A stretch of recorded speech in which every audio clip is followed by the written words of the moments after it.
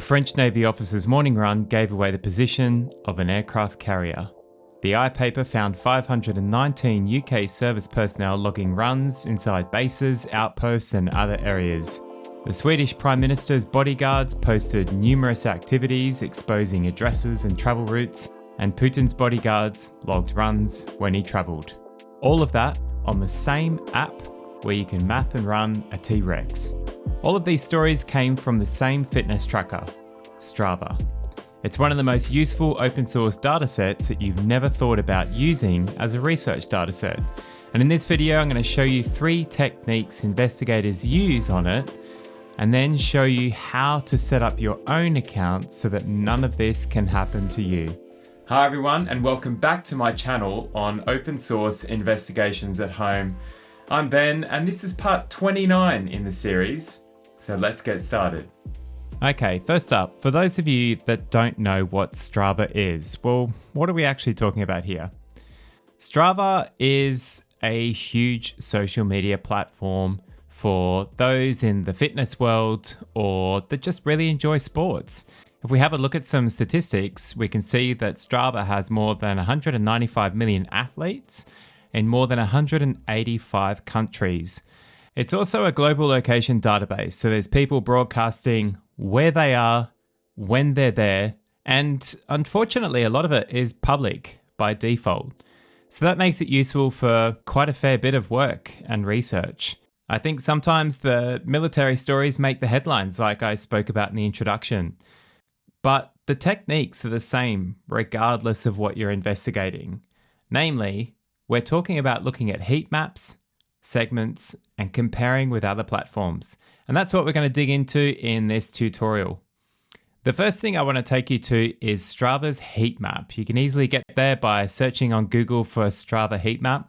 You don't have to be logged in to use the Strava heat map, but there are some restrictions that have been put in place. So we'll open that one up here. And already you can see just the level of data that we were talking about before, but visualized on the screen here. Now notice I'm at a 10 kilometer zoom rate. If I zoom in at past 3 kilometers, so here I am at 3 kilometers. If I zoom in anymore, it's gonna tell me that I have to log in. So this is just one of the restrictions that we'll face here.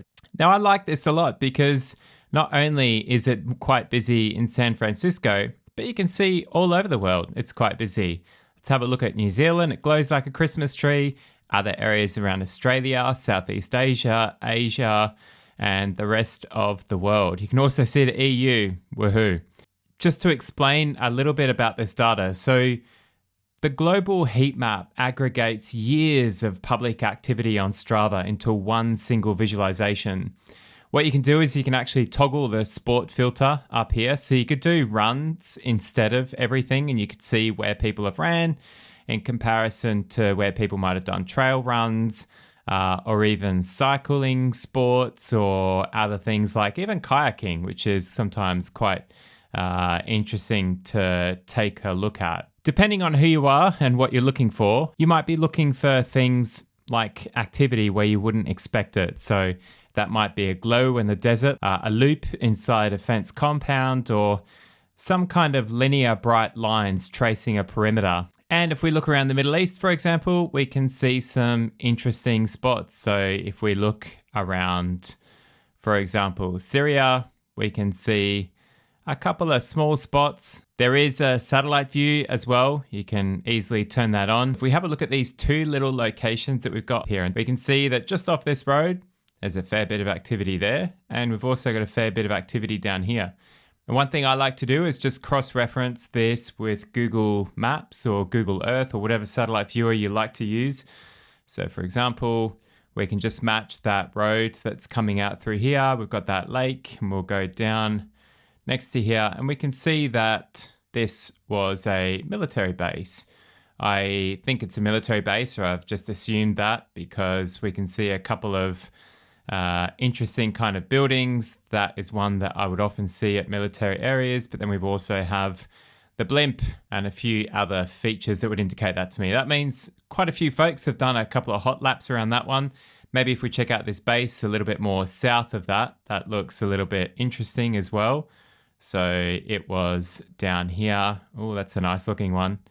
And we've even got some helicopters. So it means someone or quite a few folks have been doing hot laps around this location as well. Using Strava's global heat map to identify locations like this isn't a new thing. And we can see, for example, a researcher, Nathan Ruza, back in 2018 used the same heat map to identify compounds around the world in interesting locations. Bellingcat also built a guide looking at that similar methodology, which is still largely current. One caveat is that the heat map doesn't show individuals. It shows aggregated presence, it shows numerous laps, it doesn't show individuals' laps. So it's really important to use that and then dig down further to identify the who. So on to the second part, which is around segments and free alternatives. So effectively, what I want to answer is the question of who was running around this airbase and when did they run there? This is the airbase in Iraq. It's the Ain al-Assad airbase. Now, we have a segments feature up here. Once upon a time, Strava used to actually have this as publicly available for free. Maybe due to privacy concerns, they don't anymore. And so I'm going to show you free alternatives. I don't know how long they're going to be available for, but hey, I'll show them anyway. So this is called the Segment Explorer. You can find the link in the description below. It's from dougal.co.uk/Segment Explorer. It allows you to look at Strava segments. You do not have to connect with Strava in any way, shape, or form. I am viewing this completely logged out without having to connect anything to it. But effectively, you select running segments or cycling segments if you want to look for that. And you can search for a place or search for a segment by ID. I'm looking at the Ain al-Assad airbase, and we can see that there's quite a few different segments that have been done around here. So we have one in here, the Dirty Mile. We can actually see that this is quite interesting already, these details. 168 athletes have ran it, so 168 people have logged their runs on the Dirty Mile, and they've done it 1,075 times. That means quite a few of those athletes have done it quite a few times each. We can see all the little segments listed on here, and we can actually click on these and open them up. So I'm going to click on the Dirty Mile, and I'm going to view the details in another tab. So for those of you that are into running, you can obviously view the details. For those of you that are into research, you can view the names. And here we can see some of the paces and the names of the leaderboard, which is quite useful if you want to look at any of these individuals, either search them online or check out who might have been running there. Of course, if we click the full leaderboard, that takes us into Strava where we'd have to log in. This same workflow can be used on any other location. So you can visit either any of these other segments to view individuals that have ran them, but you can also have a look at any other location to identify those that might have done them. So for example, we might have a look at New York. Let's check out what's around us here. So we could go to Central Park. There's a couple of pretty popular running routes around here. Central Park Loop, 8.9 kilometers. We can check out the details on here. How many athletes? 124,000 tries, 430,000. And we've even got some top runners. So you can see how useful that is. We've gone from the aggregated global Strava heat map to actually being able to identify or at least find out some of the individuals who have ran this. You can also download that as a KML or a GPX route to be able to use in things like Google Earth as well. So part 3, looking at profiles. Well, first of all, you have to have an account with Strava and have to be logged in order to view profiles, even those of professional athletes like Kilian Jornet. It's quite simple to identify where else these profiles might be. You can simply search the name in something like Facebook or Instagram to find other social media accounts. They might also be using a specific name that's unique to them. One other feature that's quite interesting within Strava is the clubs feature, which is effectively communities within the social media community of Strava. Unfortunately, for a lot of folk, they have been identified by being members of clubs made around locations, bases, and things like that. So, again, it's quite important to have that privacy feature switched on. If you made it this far in the tutorial and you use Strava yourself, well, this section is for you. I'm currently on a desktop browser, so mine might look a little bit different if you're following along on the phone. But effectively, you go to your account, then go settings, and then privacy controls, and you'll find all the details there. It's very self-explanatory. You need to go through where you appear and identify where you don't want to appear publicly.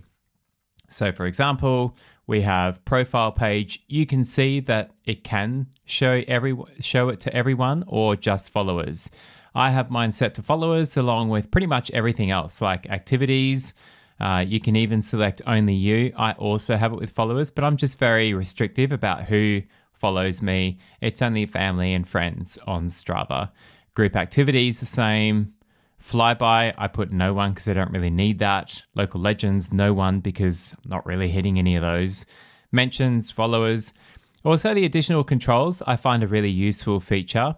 It's definitely something that if you use Strava regularly and you do, say, for example, runs from home, you should really think about using. What you can do is you can hide the start and end points of activities that happen at a specific address. So you can add an address and then set a buffer, and it will automatically use that buffer to hide the start and end point of an activity from that address. That's a really good one to do. I've also chosen to hide my activity from my activity maps from others completely. And when I finish a run, I make the choice to either make that public to followers or not. These are just some of the really simple settings that you can use. I think these settings specifically are the gap between Strava being a fitness tracker and Strava being a publicly searchable diary, and ones that would fit most people. I do think, though, that if you're someone that takes privacy quite seriously, then it might be worth just considering how you upload content to Strava, even if you do. So practice a little bit of data hygiene and social media hygiene if you're someone that takes privacy very serious. Well, that's it. I hope you got a lot out of this session. And if you did, please do give it a like and maybe subscribe to the channel. And if you actually found it useful, please do share it with a friend that might be running and sharing their runs a little bit too publicly, or someone that might want to use Strava for research to find their next hiking spot, or even to find the next lead for their investigation. Also, don't forget about the privacy tips at the end. They're really useful to share with your friends, colleagues, and even family as well. If you were following along in this tutorial and want to check out the links that I've mentioned, they're all in the description below, along with a link to my monthly newsletter called OSINT Field Notes, which breaks down investigations, some of them which use Strava, and actually goes through the tips and techniques in there as well. Otherwise, I'll see you in the next session.